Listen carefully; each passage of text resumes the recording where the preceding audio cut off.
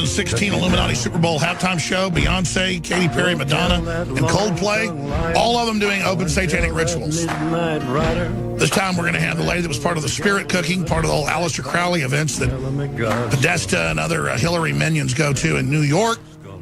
The high priestess admits these are real rituals she's doing. And old Lady Gaga loves to go to those. She's going to be ruling over everyone on top of the stadium, reportedly in Houston, where we've got Owen Schroyer and the rest of our crew down there reporting. He'll be popping in towards the end of the next hour. Roger Stone's popping in with a lot of new developments inside the Trump administration.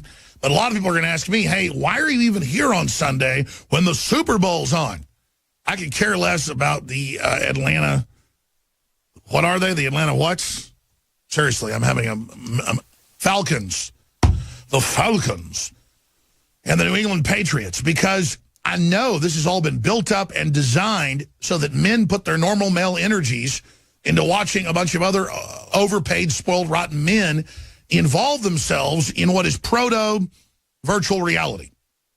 Sports is the original simulation of business and family and war and life. Sports is mainly war-type competition carried out. It's like my cat grab a fake mouse on the end of a string and I drag it along and the cat chases it. The cat loves doing it because it has instincts to do it, but it's not a real mouse. By the way, my daughter's seen a mouse in the kitchen. I've never seen it. And the other day, my cat walks up with the little gray mouse in its mouth, kind of sad. But the point was he actually got a real mouse this time. She's got a toy on the end of a stick. It's like a mouse. He'll chase it around crazy for hours. He'll chase laser pointers, you name it. So will the dog. But see, I'm not a dog. I'm not a cat. And all of this is the same thing. You're like, well, so what? Let them have fun. I get it. Sports are great for your kids to be in or for you to be in or to go see your friends in it. I'm not saying it's unhealthy overall. It's that the way it's force-fed and the messages they then couple to it, all the anti-gun messages, all the open border messages, all the anti-Trump messages, all the feminist anti-family garbage, all the green police Audi commercials, and then force-feeding us the devil worshiper, Lady Gaga, and all the weird rituals they conducted. Ooh, it's the big pageant of the Super Bowl and the players coming in through like a spaceship entrance with glowing walls all around them. Like this is the most magic thing in all the world. Nothing is more important. Meanwhile, we discovered 3 years ago via ICE sources, and it was later confirmed in the New York Times of all places. We were down in McAllen, Texas. And our reporters have it on tape. They admitted, yes, we're ordered to bring in illegals. Only 17% are actually children. It's adults. They're from the Middle East, China, Latin America, Europe, you name it. And a lot of them have serious diseases, and we're ordered to let them in. And we'd air these videos of senior Border Patrol telling us this, and they'd get 500,000 views. When other videos we do get 10 million. The most important stuff in the world was like, okay, so what? The president ignored federal law on how you're able to come through a port of entry with a proper passport, proper visa, time to be here, what your purpose is, check for, diseases, check for vegetables, things that are diseases in the plants, all of it. Because, if you get one little egg pack of a type of beetle into Hawaii, that's going to wipe it out. Same deal. And they say, no, we don't care. It doesn't matter. Then we get a president that says, 7 nations. Obama's done 4 before, 4 of the same. He also bombed them at the same time. You're not vetted. You don't have real passports. Your governments have collapsed. We found you all these fake passports. We need to have extreme vetting and actually know who you are and run you through a database biometrically. And they said, oh, my gosh, you're the meanest racist in the world. And you can't do it, and you're horrible. And so one federal judge said Trump was right. Another federal judge, even more senior, said he was right, filed a brief. But then another judge said he was wrong. And so the Ninth Circuit in San Francisco, the most globalist one out there, almost all of them appointed by Democrats, they come out and they say, that's right, Trump, we're not going to even look at what you're doing, basically, until you give us some other big filing. And then even then, if they refuse it, which they're sure to do, it'll take 5 of the Supreme Court justices to override it, and right now the Supreme Court's 4-4, stalemate. So the media can then take Trump's perfect record of delivering and doing everything he said he would do,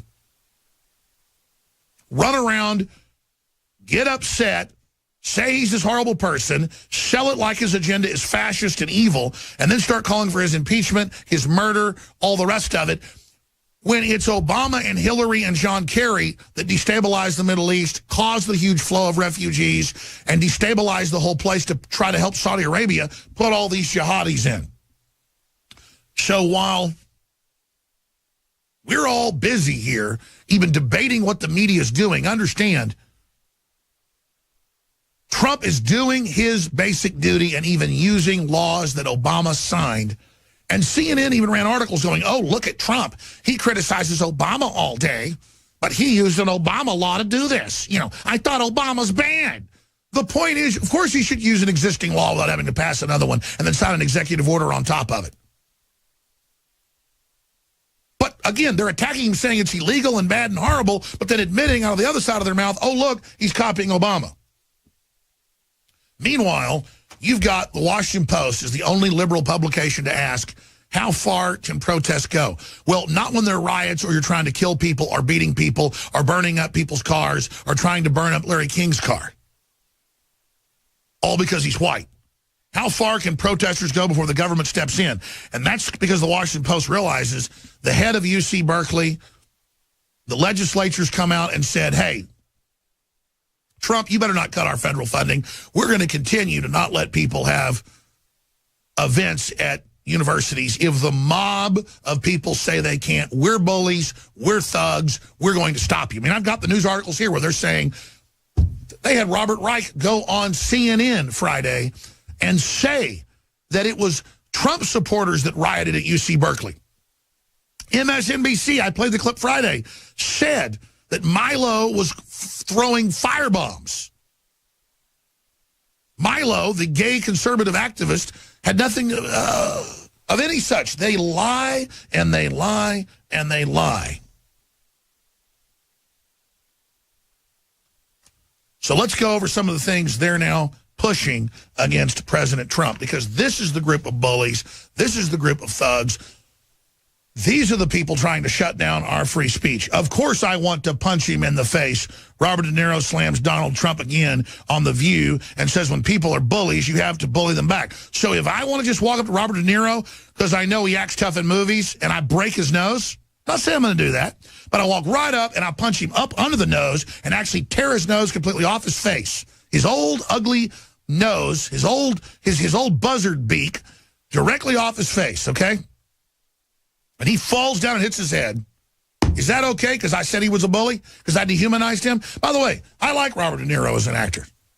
And I think he's right on vaccines. Hey, buddy, you got censored with a movie you tried to show about vaccine dangers.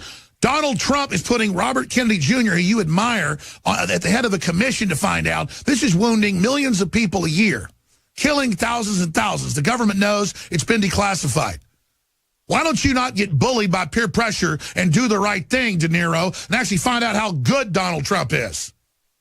Donald Trump's reenacting Glass-Steagall, something that everybody agrees you need except the globalist, so banks can't run scams. He's trying to get money back to poor people. He's trying to cut taxes on poor people. He's trying to kill carbon taxes. The TPP, totally illegal, global government. Talk about checks and balances.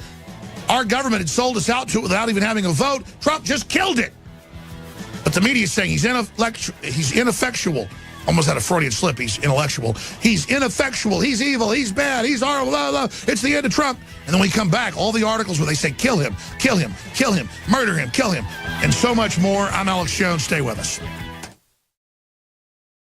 This has been adopted as of 2017 by the Department of Defense. All four branches of the military, Combat One. And guess who in the spring of 2017 has the exclusive right to sell this to everybody else but the military? Infowars.com. I want to commend Q and Patrick and the rest of our team. I want to commend Combat One for getting the big Pentagon deal. And I want to thank them for supporting us because they know we support America. We are the exclusive source of Combat One Skin and Muscle Optimization Field Foam, Field Spray Skin and Muscle Optimization, and Broad Spectrum Hygiene Tactical Bath. Contains 8 pre-moistened cloths. Ladies and gentlemen, these are incredibly affordable, and they have patented proprietary systems that annihilate germs, you name it, across the board. That's why it's been adopted by the Pentagon, by the Defense Department, system-wide. I'm gonna go over some of the numbers, some of the proven statistics, and the claims that Combat One can make right now. Never before has the public been able to access this new Combat One military-grade hygiene technology used by special operations to maintain hygiene during survival situations. Studied for safety and effectiveness by St. John's Medical Research Institute, St. Jude's, and the American Journal of Infection Control. The technology behind Combat One wipes kills bad bacteria while leaving beneficial skin bacteria unharmed. That's the key buffer. The toxic wipes, the sanitizers kill everything, including your immune system. They lower your fertility. It's all admitted. Combat One is able to do this naturally by only targeting the bad stuff. And again, it's all patented. It's super secret. 12 years, Special Forces testing it. This is something every info warrior needs to order, needs to have in their home, needs to use in their daily lives, whether it's cleaning your guns or your own skin, or when you're out camping. This is the game changer. The entire family of Combat One is available exclusively at InfoWarsStore.com. Just coming back from the river where I was using one of our water filtration straws, a certain device we sell here at InfoWarsStore.com, and I had smacked my knuckle pretty hard the other day with my knife after cleaning one of the animals. So I want to use some Combat One foam, show you guys that we actually use it, how well it works. This wound's been open for about 5 days now. I just dipped it in and out of the river, so just to better safe than sorry.